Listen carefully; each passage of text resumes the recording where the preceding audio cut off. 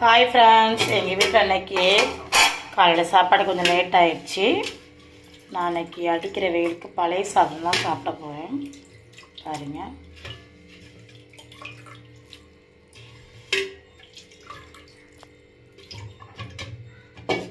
பழைய சாதம் அது இப்படி கொஞ்சமாக தண்ணி ஊற்றி சாப்பிட்டு பாருங்கள், டேஸ்ட் வேறு லெவலாக இருக்கும். கொஞ்சமாக உப்பு,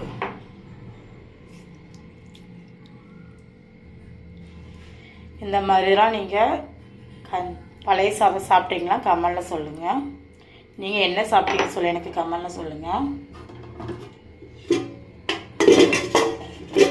அதுக்கு வந்து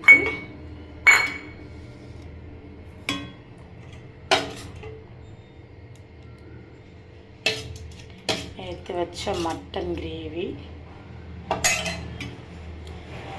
பாருங்க.